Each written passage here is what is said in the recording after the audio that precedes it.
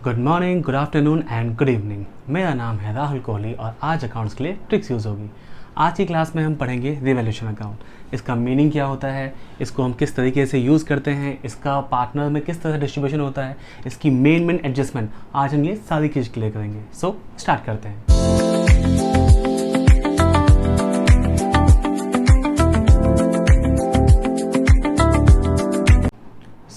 पहला अकाउंट है हमारा रिवैल्यूएशन अकाउंट। इसके नाम से ही आप समझ सकते हो, रिवैल्यूएशन, री का मतलब क्या होता है, दोबारा।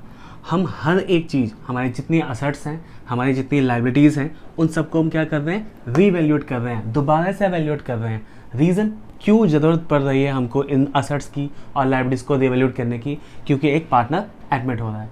जब एक पार्टनर आया and he will be like कि अब मैं पार्टनर हूँ, अब से जो चीज़ें होंगी वो हम तीनों के हिसाब से होंगी, अगर चार हो गए हैं तो चारों के हिसाब से होंगी। सो दैट इज़ वाई हम लोगों को हर असेट्स को और हर लाइबिलिटीज़ को क्या करना पड़ता है, रीवैल्यूएट करना पड़ता है। असेट्स हमारी रीवैल्यूएट होती हैं और जो हमारी लाइबिलिटीज़ हैं वो रीअसेस्ड होती हैं। तो ऐसे में हमें बहुत ज़्यादा दिमाग नहीं लगाना है। सिंपल रिवैल्यूएशन अकाउंट में आपको याद रखना है कि इस साइड एंट्री जो होगी वो डेबिट साइड की होगी और इस साइड जो एंट्री होगी वो क्रेडिट साइड की होगी।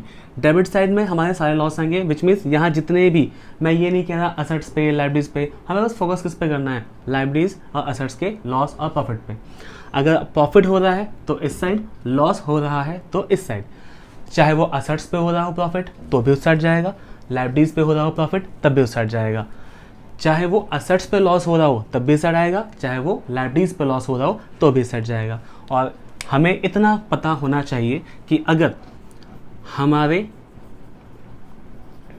लाइबिलिटीज़ इंक्रीज हो रहे हैं तो हमें लॉस होगा, और अगर हमारे असेट्स डिक्रीज हो रहे हैं तो लॉस होगा। इसके अपोजिट, अगर हमारे असेट्स बढ़ रहे हैं तो इंक्रीज इन असेट्स तो हमें प्रॉफिट होगा, और अगर मुझे अपनी लाइबिलिटीज अब कम पे करनी पड़ रही हैं तो हमारे लिए प्रॉफिट होगा बाय डिक्रीज इन लाइबिलिटीज़। उसके बाद जो भी हमारा टोटल करेंगे हम इस साइड से इस साइड का, अगर हमें इस साइड डिफरेंस मिलेगा तो उसे हम गेन ऑन रीवैल्यूएशन लिखेंगे, which will be transfer to जो भी पार्टनर होंगे। सपोज करो ए और बी मान लेते हैं हम, A is capital account and B is capital account. हम एज्यूम करेंगे कि ए और बी कौन है, partner obviously, but old partner है। नया पार्टनर इन्वॉल्व क्यों नहीं होता इसके अंदर, क्योंकि इनके समय पे जो असेट्स और लाइबिलिटीज थी और अब सी के आने पे, यानी नए पार्टनर के आने पे जो असेट लाइबिलिटीज हैं उसमें बहुत डिफरेंस आएगा, और वो सारा डिफरेंस जो है वो ए और बी सहेंगे। Reason, they are the old partner. नया पार्टनर कह रहा है कि मुझे अब से असेट्स और लाइबिलिटीज़ की जिम्मेदारी मिलेंगी, इससे पहले क्या है मुझे फ़र्क नहीं पड़ता, मुझे फ़र्क नहीं पड़ता, हाँ वही वाला। तो ऐसे में क्या करना पड़ेगा हमें सारी लॉस और प्रॉफिट, जो प्रॉफिट होगा वो भी इनका असेट्स और लाइबिलिटीज़ के घटने बढ़ने पे, और जो लॉस होगा वो भी इनका होगा। सो अगर प्रॉफिट आएगा तो यहाँ पर, और bye loss on revaluation transferred to, again is capital account and B is capital account। अब ये तो था हमारा क्या कि एक फॉर्मेट, एक प्रॉपर फॉर्मेट की ये बुक में भी गिवन है आपका। अब पॉइंट ये आता है कि हम किस तरह की एंट्री यहाँ करते हैं और उन्हें किस तरीके से हम सॉल्व करते हैं। तो कुछ एग्जांपल लेके चलते हैं और हम इससे डिसाइड करेंगे कि हमें प्रॉफिट होना है या लॉस होना है। एंड एज्यूम करते हैं वही कि A and B are the old partners and they admit C as a new partner for some fair. फिलहाल हम ऐसा एज्यूम करके यहाँ लिख लेते हैं। भाई मिट जा तू भी, हाँ ठीक है। ये लाइन थोड़ी टेढ़ी हो गई बट इट्स ओके, हाँ मेरी तरफ से ओके। सो ए और बी दो पार्टनर हैं, सेम 3:2 ले चलते हैं, क्योंकि अब तक यह लेते हुए आए हम। सी को एडमिट करते हैं 1/5 शेयर के लिए एंड इसे रहने देते हैं फिलहाल यहीं पर। तो अब कुछ एग्जाम्पल लेके चलते हैं। कैसे कैसे, आपको क्या गिवन होगा, आपको एक बैलेंस शीट गिवन होगी सबसे ऊपर टॉप पे, बैलेंस शीट के नीचे आपको क्या गिवन होगी, एडजस्टमेंट। अब ऊपर वाले असेट्स और लाइबिलिटीज़ पे जो जो एडजस्टमेंट होंगी वही रिवैल्यूएशन में आएंगी, अदरवाइज कोई भी नहीं आएगी। विच मीन्स अगर मैं एक सिंपल सी बात करूँ कि यहाँ पर आपकी एक छोटी सी बैलेंस शीट है, मतलब बैलेंस शीट बड़ी होगी, मैं छोटी सी बना रहा हूँ। यहाँ पर आपको स्टॉक गिवन है यहाँ आपको फर्नीचर गिवन है, यहाँ क्रेडिटर्स है, यहाँ बिल्स पेबल है। अब अगर एडजस्टमेंट सिर्फ स्टॉक पे और क्रेडिटर पे है ना, तो सिर्फ यही दोनों यहाँ पर आएंगे, बाकी सेम रही हैं। सेम मतलब हो सकता है कि फर्नीचर की वैल्यू पहले भी उतनी थी, अब भी उतनी है, या हो सकता है कि बिल्स पेबल पहले भी उतने थे, इन्होंने पे ही नहीं करे तो अब भी वो उतना ही है। तो इस पे ना हमें असेट्स पे और लायबिलिटीज पे ना ही प्रॉफिट हुआ है ना ही लॉस हुआ है। तो उस केस में ना यहाँ आएगा ना यहाँ आएगा, because I have already mentioned कि ऊपर लॉस यहाँ पर प्रॉफिट मेंशन कर चुका हूँ कि अगर असेट्स और लायबिलिटीज पे प्रॉफिट या लॉस हो रहा है तो ही इस साइड आना, अदरवाइज कोई जरूरत नहीं है। तो मैं यहाँ पर दो चीज़ें एज्यूम कर लेता हूँ फिलहाल। फॉर एग्जाम्पल मैंने मान लिया creditors are and they are 10K and stock are 20K. Creditors are not likely to be claimed 2000, which means जो क्रेडिटर्स थे, क्रेडिटर्स कौन होते हैं? जिनको हमें पेमेंट करना है, और उन क्रेडिटर्स में से 2000 के क्रेडिटर्स ऐसे हैं जो हमसे पैसा नहीं मांग रहे, बड़े दिल वाले हैं बेचारे। तो वो कह रहे हैं कि ठीक है यार, मुझे पैसा मत दो, कोई बात नहीं, रख लो, इट्स ओके, मेरे पास बहुत पैसा है, बहुत पैसा है। तो ऐसे केस में उसने क्या किया, 2000 रुपये हमें छोड़ दिया, हमें एहसान कर दिया। And we are not like Salman Khan कि कोई एहसान मत करना हम पे, सारे एहसान झेल लेंगे हम बहुत अच्छे से। तो उन्होंने क्या किया कि 2000 रुपये छोड़ दिया। मैंने कहा बहुत अच्छी बात है, शुक्रिया। ये 2000 रुपये अब हमें कम पे करना है। जब कम पे करना है तो हमें क्या होगा, प्रॉफिट। दैट्स वाई कहाँ पर जाएंगे, इस साइड जाएंगे, बाय क्रेडिटर्स, सिर्फ जितना प्रॉफिट हुआ है या लॉस हुआ है। उसके बाद फर्नीचर की बात करते हैं। अब फर्नीचर पे क्या क्या केसेस आ सकते हैं। केस नंबर 1, फर्नीचर स्टॉक था ना, stock revalued at 18,000। Stock revalued हुआ कितना, 18,000 तक का, विच मीन्स था कितना 20,000, हो कितना गया 18,000। इसका मतलब ये बढ़ा है कम हुआ है, कम हुआ है। कम होने पे हमें प्रॉफिट हुआ, लॉस हुआ, हमें लॉस हुआ कितने का, 2। स्टॉक अमाउंट कितना 2000। आप लोगों को थोड़ा छोटा दिख रहा होगा क्योंकि मैंने थोड़ा छोटा लिखा है, इसलिए छोटा दिख रहा है। इसको आप जूम करके देख सकते हैं, आसानी से सब साथ दिख जाएगा। अदरवाइज मैं बोल भी रहा हूँ, दैट्स वाई आपको समझ में आ जाए सब चीज़ें।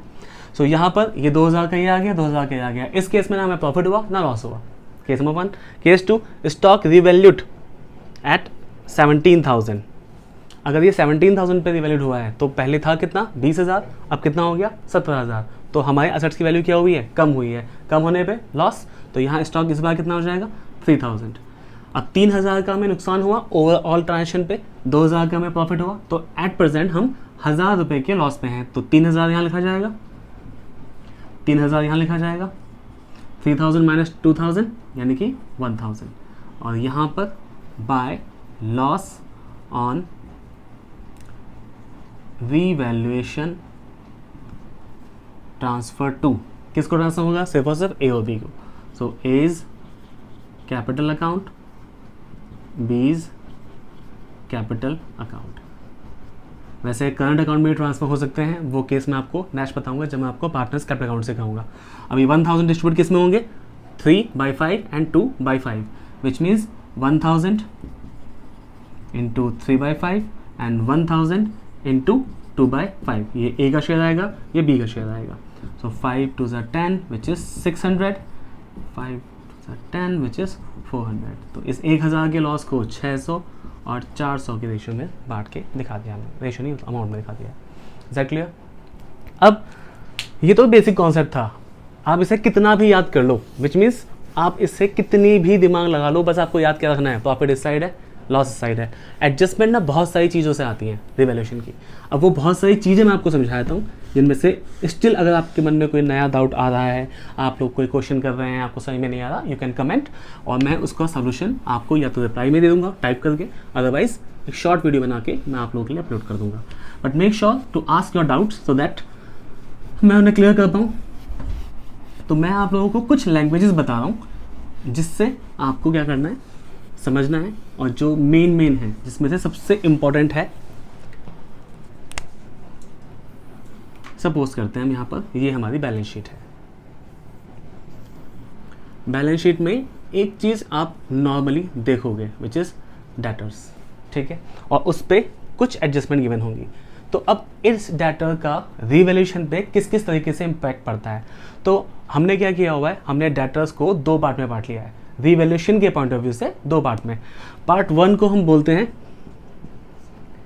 सिंपल और पार्ट 2 को बोलते हैं PDD। सिंपल मतलब डेटर का अमाउंट है और डायरेक्ट बाहर गिवन है, डेटर गिवन है, अमाउंट का है डायरेक्ट बाहर, तो इसे हम क्या बोलेंगे सिंपल। बट अगर डेटर दिया हुआ है यहां पर 1 लाख का, इसमें से PDD provision for doubtful debt अगर गिवन है 10,000 के, उसके बाद अमाउंट कितना दिया हुआ है 1 लाख, विच मीन्स ये कौन सा वाला है PDD वाला। अब करना क्या है, अगर आपका क्वेश्चन बिल्कुल सिंपल है, विच मीन्स ये वाला पॉइंट है, आपको क्या गिवन है यहाँ पर सिर्फ और सिर्फ 1 लाख गिवन है और कुछ भी गिवन नहीं है, तो ऐसे में इस पर कोई सी भी एडजस्टमेंट हो rather than bad debt recovered की, इसके अलावा कोई भी एडजस्टमेंट हो वो सारी लॉस होगी। इस पर परसेंट निकालना हो वो लॉस जाएगा, इस पर कोई अमाउंट गिवन हो बैड डेट का वो लॉस जाएगा, और लॉस रिवैल्यूएशन में किस साइड आता है डेबिट साइड। बट अगर PDD गिवन हो तो हमें सोचना पड़ता है, किस तरह सोचना पड़ता है, जैसे कि मैं आपको एक सिंपल सा पॉइंट बताता हूँ, दैट्स आवर रीवैल्यूएशन अकाउंट। थोड़ा सा छोटा बना लेते हैं, पिछली बार बैलेंस शीट छोटी थी इस बार रिवैल्यूएशन अकाउंट छोटा होगा तो अगर आपको ये क्वेश्चन सिंपल दिया हुआ है, ठीक है, इसे दो पार्ट में बांट लेते हैं। सिंपल वाले में आपको क्या क्या बताया गया, सपोज करो बोला गया बैड डेब्ट्स 1000, क्या करोगे आप, ये सिंपल वाला है, कोई भी एडजस्टमेंट गिवन हो बैड डेब्ट रिकवर्ड के अलावा, क्योंकि बैड डेब्ट रिकवर्ड इस साल के नहीं होते, वो कब के होते हैं पिछले साल की, उनका इम्पैक्ट पिछले साल के डेटर की बैलेंस शीट पे पड़ चुका है, हमें उसको इससे लेना कुछ नहीं होता। तो इसलिए ये बैड डेब्ट्स किस नाम से आएंगे, टू बैड डेब्ट्स, अमाउंट कितना 1000, सिंपल गिवन था। इस पे अगर कोई एडजस्टमेंट गिवन होती, सपोज करो क्या गिवन होती, प्रोविजन फॉर डाउटफुल डेब्ट 10%, हम क्या करते, हम 1 लाख का 10% निकालते, जो आता उसे हम यहाँ दिखाते। रीज़न सिंपल वाला है, कोई भी एडजस्टमेंट हमसे कही जाएगी हम क्या करेंगे इसी पे निकाल के डायरेक्ट बाहर शो कर देंगे और वो 100% लॉस होगा। अब केस दूसरा आता है, अगर PDD गिवन हो, विच मीन्स ये अमाउंट ऐसा नहीं गिवन होगा, क्या होगा, ये अमाउंट कुछ अंदर लिखा होगा, सपोज करो ये 1 लाख लिखा है अंदर, चलो पहला वाला ही कर लेते हैं, 1,10,000 लिखा हुआ है, इस पे से PDD गिवन है 10,000, उसके बाद जाके अमाउंट लिखा हुआ है 1 लाख का बाहर। तो इस केस में हमें क्या करना होगा, इस केस में प्रॉफिट और लॉस दोनों हो सकते हैं। रीज़न हमें इससे कुछ मतलब नहीं है, हम इस पे कैलकुलेट करेंगे और इसे कंपेयर करेंगे, तो ये होगा कंपेयर जो हम आंसर निकालेंगे, और ये होगा कैलकुलेट। कैसे, फॉर एग्जांपल अगर हमें अमाउंट बता दिया गया सिंपल सा कि बैड डेब्ट्स बोला गया कितना 6000, विच मीन्स अब तो कैलकुलेट करना ही नहीं है कुछ, तो ये पोर्शन गया हमारा, इसको मैं इग्नोर करने के लिए कह रहा हूँ पहले से ही, तो ये और ये कंपेयर होगा डायरेक्ट, क्योंकि अमाउंट हमारा गिवन है। हम सोच के बैठे थे कि हमारा नुकसान कितने का होगा 10,000 का, नुकसान हुआ कितने का 6,000 का, तो हम अपने ही हिसाब से 4,000 बचा चुके हैं। तो इस केस में ये PDD किस साइड आएगा, credit side, by provision for doubtful डेब्ट अमाउंट 4,000, जो भी इनका डिफरेंस था। इफ बैड डेब्ट्स का अमाउंट गिवन है कितना 11,000, विच मीन्स हम सोच के कितना बैठे थे 10,000, हो कितना गया 11,000, तो 10,000 के लिए तो हम पहले से प्रिपेयर थे। अगर मैं किसी चीज़ के लिए पहले से प्रिपेयर हूँ तो मैं उसे लॉस क्यों बोलूँगा, इट्स ऑल एक्सपेंस। तो मैंने सोचा था कि 10,000 के खर्चे होंगे और मैंने उसके लिए ऑलरेडी प्रोविजन बना रखा है, बट जब रियलिटी आई तो बैड डेब्ट्स कितने के निकले 11,000 के, तो ऐसे में 10,000 तक तो मैं कवर कर लूँगा, लेकिन जो 1,000 रुपये है वो मुझे नुकसान देगा, तो इसलिए हम सिर्फ और सिर्फ लॉस लिखते हैं यहाँ पर, तो यहाँ लिखेंगे हम PDD कितना 1000। ये कब है, जब आपको अमाउंट गिवन है। अब आते हैं दूसरे पॉइंट पे, अगर आपको क्या गिवन है परसेंटेज, लाइक PDD दी है 10%, तो ऐसे केस में क्या होगा, परसेंटेज कैलकुलेट किस पे की जाएगी, इस पे, और जो आंसर आएगा उसे कंपेयर किससे किया जाएगा, इससे। एग्जाम्पल के तौर पर हमने बोला है PDD कितना 10%, तो हमने 1,10,000 का 10% निकाला, कितना आया 11,000, निकाल के दिखाता हूँ यार, 1,10,000 का 10%, तो ये आया 11,000। हम सोच के बैठे थे कि 10,000 का बैड डेब्ट्स होगा, बट हम उसका प्रोविजन करके बैठे हुए थे कि हाँ 10,000 तो हम लोग आराम से कवर कर लेंगे, बट एक्चुअल में हुए कितने, 11,000। अगेन मैंने जब कंपेयर किया, मैं प्रिपेयर था 10,000 के लिए, हो कितने गए, 11,000, तो फाइनली 1,000 का लॉस हुआ, सेम कंडीशन आएगी। इसी को अगर मैं कम कर दूँ लाइक 5%, तो अब इसका 5% निकालेंगे हम, 5% कितना आएगा, 5500। वी हैव प्रिपेयर फॉर 10,000, हमें दिमाग सेट कर रखा है कि हम 10,000 का नुकसान झेल सकते हैं, इसलिए हमने इसका प्रोविजन बनाया प्रॉफिट में से निकाल के। अब हम सोच के बैठे थे कि 10,000 का नुकसान होगा, हो कितना गया, सिर्फ 5500। इसका मतलब हमारे पास अभी भी 4500 बच रहे हैं। तो इस केस में हम क्या करेंगे, इसको प्रॉफिट लिखेंगे। तो यहाँ क्या लिखेंगे हम, बाय प्रोविजन फॉर डाउटफुल डेब्ट, कितना, दोनों का difference which is 4500। Is that clear? तो ये था आपका डेटर वाला केस। अब और भी चीज़ें होती हैं, जैसे कि मैं कुछ मेन चीज़ और बताता हूँ आपको रिवैल्यूएशन में, क्योंकि अंत नहीं है बेटा इस सब चीज़ों का ना, अंत नहीं है। अंत इन द सेंस कि लैंग्वेजेस बहुत सारी हैं, आप जितनी पढ़ोगे उसके अलावा भी नई लैंग्वेज बन सकती हैं। आप लोगों को जो भी नई लैंग्वेज कहीं मिल रही हो, आप मुझसे पूछ सकते हैं। अब जैसे फिलहाल बेसिक जो लैंग्वेज का खेल है ना, मैं आपको बस वो समझाता हूँ। जैसे अगर सपोज करो आपको यहाँ पर बिल्डिंग गिवन है, बिल्डिंग गिवन है कितना, 50,000। एडजस्टमेंट मैं आपको सिर्फ 2 लिख के दे रहा हूँ यहाँ पर। बिल्डिंग डेप्रिसिएटेड, पता होगा आप लोगों को, मतलब डेप्रिसिएट का मतलब क्या होता है, असेट्स की वैल्यू कम हो जाना। So building depreciated by 40,000 and building depreciated to 40,000। अब अगर आप ध्यान से देखो सब कुछ सेम है, बस इन चीज़ों का डिफरेंस है, माइनर डिफरेंस है, बहुत बड़ा इम्पैक्ट है। बिल्डिंग डेप्रिशिएशन बाय 40,000, इसका मतलब हमें बिल्डिंग पे 40,000 का डेप्रिशिएशन लगाना है। इस केस में हमें टू बिल्डिंग अमाउंट कितना, 40,000, ये हो गया हमारा केस 1। दूसरे केस की बात करें, बिल्डिंग डेप्रिशिएटेड टू 40,000, मतलब हमें इस पे डेप तब तक लगाना है जब तक ये 40,000 ना हो जाए।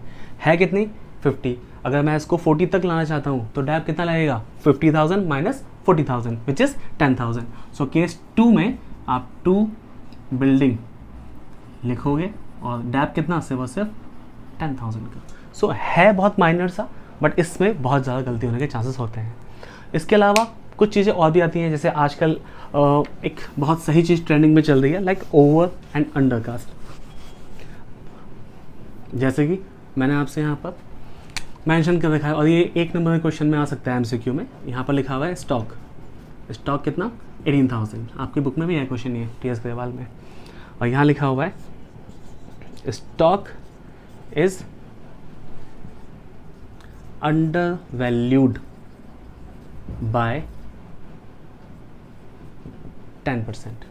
अब समझना, कोई भी चीज़ कितनी होती है, 100%। स्टॉक को बताया गया कि वो क्या है, 10% कम है। अगर स्टॉक 100% था और वो 10% अंडर वैल्यूड हुआ है, कोई चीज़ अगर अंडर वैल्यूड हुई है, 10% कम हुई है, तो वो कितनी हो चुकी थी, यानी कि 90। यानी ये जो वैल्यू गिवन है वो कितनी है, 90 गिवन है, और मुझे चाहिए कितनी, 100, ताकि मैं कंपेयर कर सकूं। तो इस केस में क्या करोगे आप, स्टॉक की वैल्यू कितनी है, 18,000 इंटू 100 अपॉन 100, बस बिना कुछ सोचे लिख देना जो वैल्यू गिवन है, इंटू 100 अपॉन 100। अब अंडर वैल्यूड है 10%, अंडर मतलब क्या हुई है, कम हुई है ना, लेस हुई है ना, तो -10, 1,80,000 सॉरी 18,000 इंटू 100 अपॉन में 90, 0 0 9 2 0 एंड 20,000, इट्स न्यू वैल्यू थी कितने की, 18,000 की। अब कितनी हो गई, 20,000 की। प्रॉफिट हुआ है, लॉस, प्रॉफिट।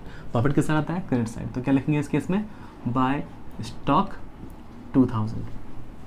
अब अगर मैं इसी में सेकेंडरी ऑप्शन ला लेता हूँ, लाइक मैं बोल देता हूँ यहाँ पर स्टॉक की वैल्यू 22,000, और इस केस में मैं चेंज कर देता हूँ कि stock is over valued bye 10%। कोई भी परसेंट कितनी थी, 100, ये कितनी हो चुकी है, 100 से ऊपर, ओवर वैल्यूड हो चुकी है ना। और अगर आपको इतना भी समझ में नहीं आया तो बहुत सिंपल सा पॉइंट है जो मैंने यहाँ बताया था। वैल्यू गिवन कितनी है आपको 22,000, लिखिए इंटू 100 करो अपॉन 100 करो। अब चेक करो क्या है ये ओवर है, ओवर मतलब ज़्यादा यानी कि प्लस कितना 10, तो प्लस 10 कितना आ जाएगा आपका 22,000 इंटू 100 अपॉन 110, 0 0 कैंसिल हुआ, अगेन इट इज़ 20,000, था कितना 22,000, हो कितना गया 20,000। असेट्स की वैल्यू क्या हो रही है कम हो रही है, कम होने पे लॉस होगा, यहाँ लिखेंगे टू स्टॉक वैल्यू कितना 2,000।